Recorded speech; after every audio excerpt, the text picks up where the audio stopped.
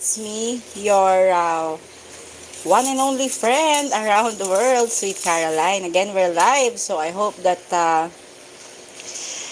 we are clear and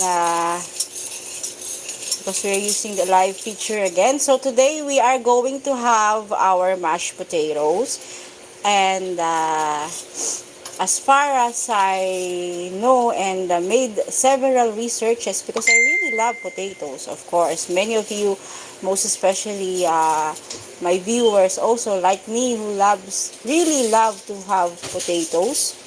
And potatoes has lots of vitamins and natural minerals for our health benefits. The potatoes started as per the part of the history that the potatoes really um, has the vitamins B, C, and zinc, and it is also many health experts says that the potatoes are very good for the potassium, and it also can cure problems like if you have the problem for kidney stones, um, too much of like for example, if you are some people who are experiencing bloating, and but take note of this one. This is also has the carbs, so it's also like some of the countries, most especially here in the Philippines, who really love to eat rice. So the amount of this one is also partly the same as the rice that has the carb, but it study shows that this is very rich in protein. So if we have people who has problem in their young age, that they experience the cracking of your nails, and too much of hair fall, such as your hair fall falling per day is amounting to 300 to 500 per hair. uh, that is also lack of protein. So actually, if you don't make any workout, one of this kind of vegetable or healthy food that we can replace, because if you're working out, protein has actually, if we can see the my community tab, wherein I've shared several techniques and tips regarding the importance of knowing the protein that anyone should have in our health, daily health, for us to become more healthier inside and out. Okay, so let's start now. What I'm going to do is to have the mashed potatoes, and basically mashed potatoes originally if you can see some of the YouTube web content creator and the professional chefs, they usually prepare the mashed potatoes having the milk, choice of their milk, and they have also the melted butter, and they also use some of them also add all purpose, but it still depends on their choice, isn't it? So but what I am talking about here is assistive ball hidden. You can swipe down from the top. what I'm talking here is if we have mashed potatoes or potatoes that has carbs, and we'll be adding the heavy cream or the all-purpose cream, whatever you want to call there in your country or in your area, and or milk or butter. They are too much of maybe one of these days we don't know if we really love eating potatoes. We might have cholesterol problem, and we might have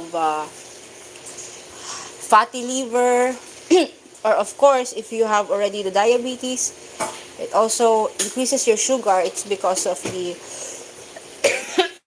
excuse me for that, for the carbo. Okay, anyway, today our video will be also again the mashed potatoes without the we will going to try to prepare this mashed potato for anyone, and if you have your health problems or don't have the health problems but in a healthier side. So what I did here, I have already washed the potatoes because I like to wash the potatoes because I don't peel the potatoes, as I've explained, and experts explain that the potatoes usually get the vitamins and the nutrients from the skin. Okay, so I have already washed the potatoes and grab some my technique here is always, I also, after washing the potatoes, I grab some what do you call this, the baking soda, just to rub the what do you call this, the potatoes, so that we'll be making sure that the our potatoes is going to be clean. So then I wash it again to remove some of the baking soda out. But don't worry, baking soda is edible, but just remember that we don't do that or eat that too much, okay? Because it's also going to be taste like sea because of the saltiness. Anyway, so what I'm doing here is kindly trying to massage this a little. And also, I have already prepared the um, this stainless that I'm going to use for cooking our mashed potatoes, wherein I have already put the garlic powder, and I also put here onion powder, but you can chop your garlic, fresh garlics and onion if you want to, but I have lots of garlic powder and onion powder, so I just put it in the water and dissolve this as much as I can. Okay,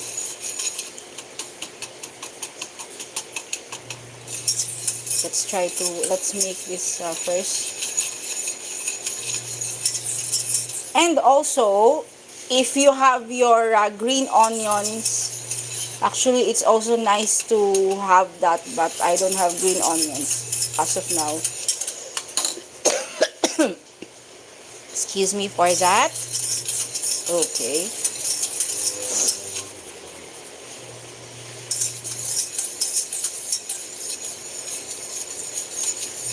Let's stir this one and dissolve as much as we can. Actually, I've also seen one foreigner chef, I think she is a chef. She added bay leaves into her mashed potato, healthy mashed potato, healthy side. Anyway, okay, let's start cutting this or chopping this potatoes. But please don't chop it too small, because we don't want our mashed potato to have the gummy feeling or gummy texture. So I'll drop the potatoes here into the mixture that we prepared. Okay,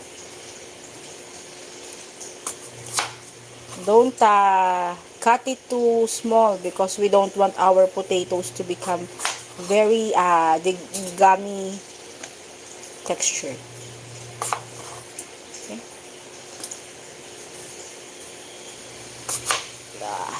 There.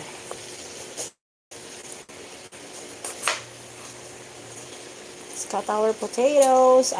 This is not the largest potatoes, but you can use any potatoes of your choice. Okay.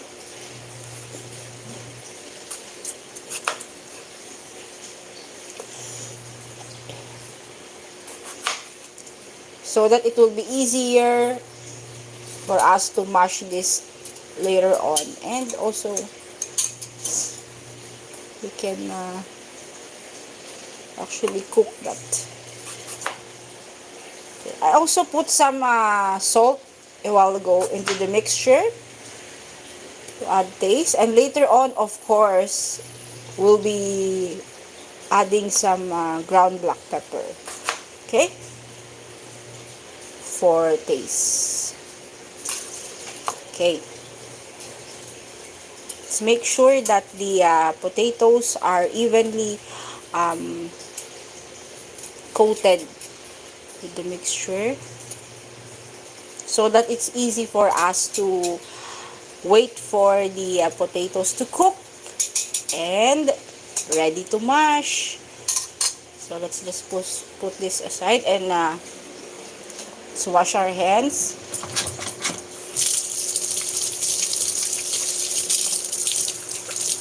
Okay.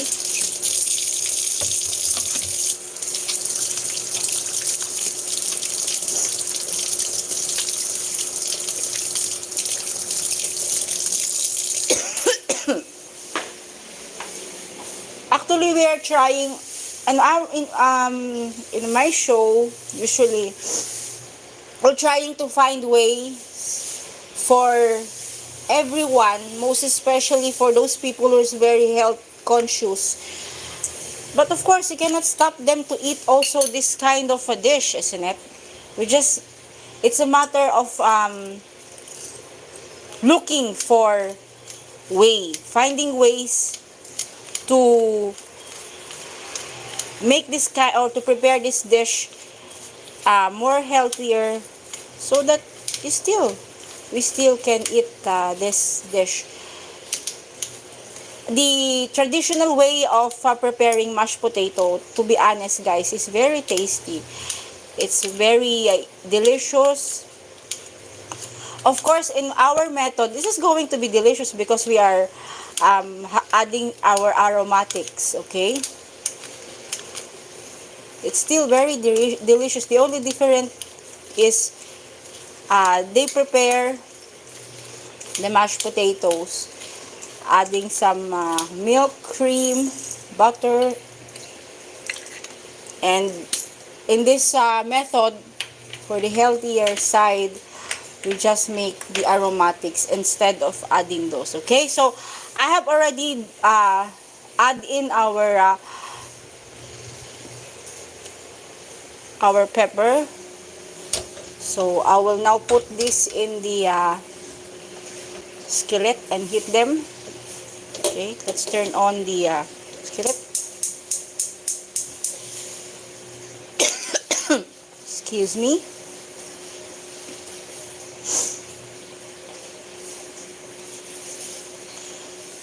And let's wait for this to cook.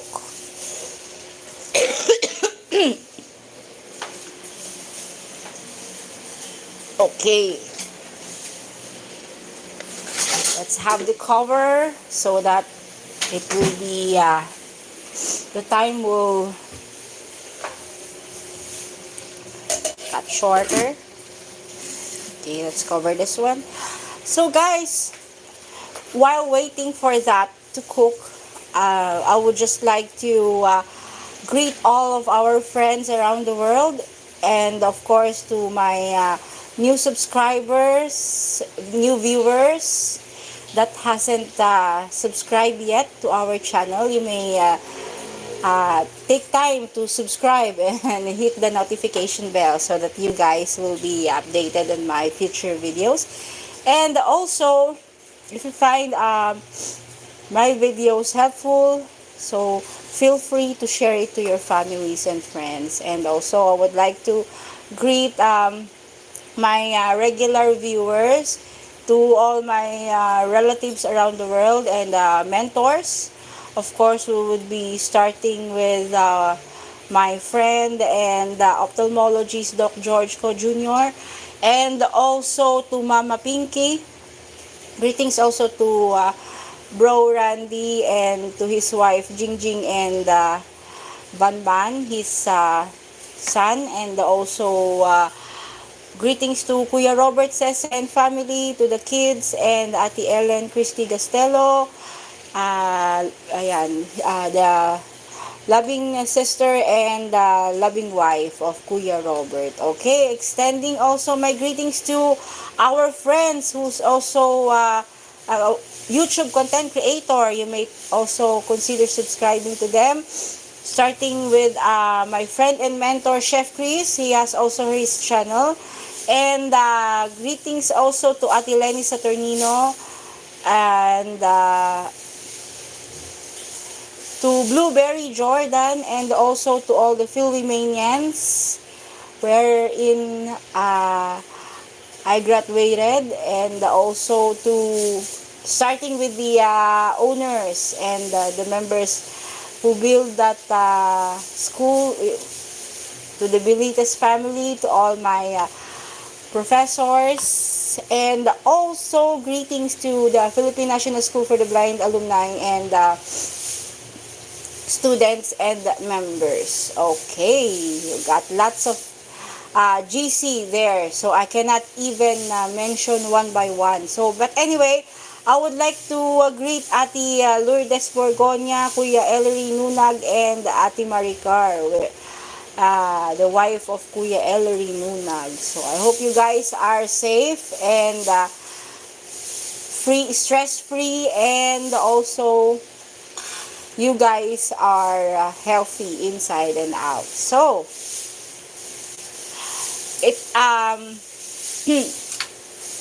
we're still waiting for this one to cook.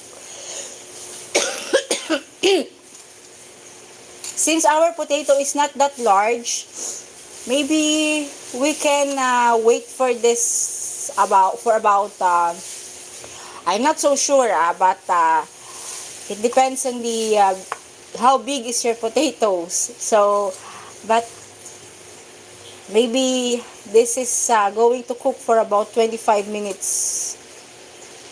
20 to 25 minutes. It depends on your the type of cooker or stove you are using, and also how big is your potatoes. Okay, so let's just wait for that to cook and start mashing the potatoes, and you're good to go. So isn't that that's one way of sharing to all of you guys, because I have lots of viewers that's very healthy, health conscious, and to be honest, they're already seniority. So, of course, if they love potato, some of you guys ask me, you love potatoes, you really love potatoes, and then you are very conscious in your body, you are very conscious in your shape of your body. Yeah, I technically that is really matter to me, no. But that is why I always find or look for healthier way for me also to still eat my favorite dishes, my favorite food, and other way, because I really need to adjust. We really need to adjust, and we really need to look for healthy ways for us to live longer, because we have lots of we want to fulfill lots of dreams yet. Okay, so we really need to make sure of that, and that is why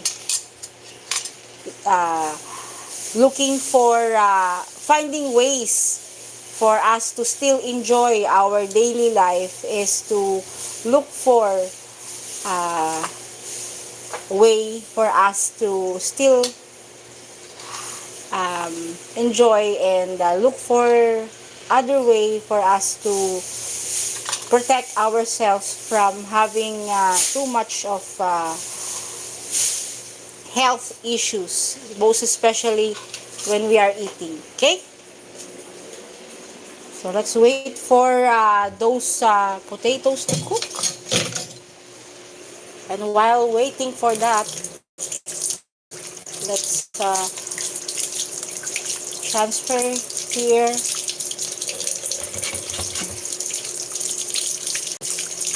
and I'll first wash my hands again.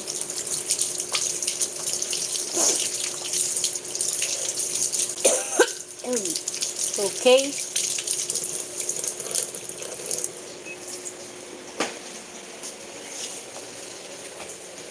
So for sure that those potatoes are still not yet cooked. They are not yet that soft enough for us to mash these potatoes. Okay. So maybe once in a while or once in a month, you can also eat the original or the first method or the usual method or usual way on how the chefs and people who made their own mashed potatoes. But not every day or not every other day. Excuse me. So again, I guess guys that you've enjoyed our recipe for today, and I hope also that some of you guys would try to figure out or try to also to explore, because what I'm always sharing here is only my technique, so you can also extract from my techniques. That is why if you guys are wondering why I'm not like the other YouTube content creator who always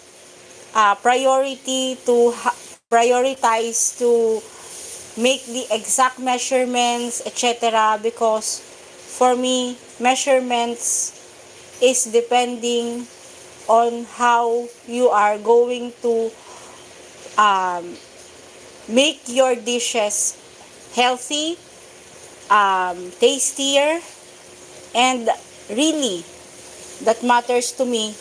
If you really love cooking, it is also going to be part of the ingredients. So, it is regardless if people that you offer your dish would love it or not.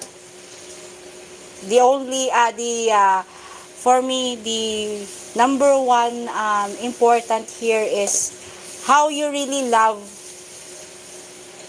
uh, your presentation, and how you really love the cooking or whatever. If you are in cooking, if you are playing instruments, if you are singing, it depends on how you really love what you are doing. So it is really matter. It really matters. So I have already opened the cover of our boiling potatoes because it's already boiling, and we have to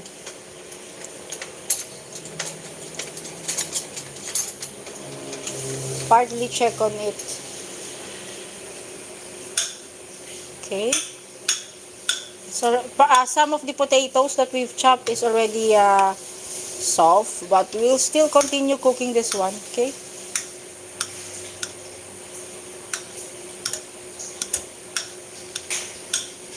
Because we don't want our potatoes to be that gummy. That is why we don't chop this one too small. We don't want that mashed potatoes to become gummy texture.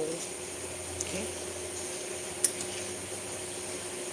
Let's have to wait for more time for our potatoes to become more soft.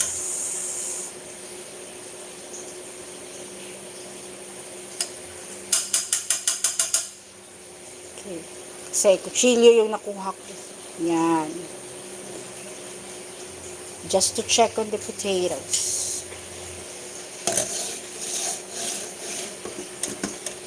Okay, let's turn down the skillet.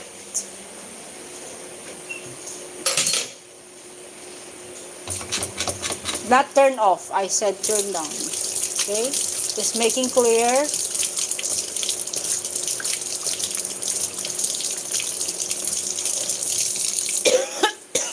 Excuse me. So, this is the method that the procedure that I use times that I made for having mashed potatoes.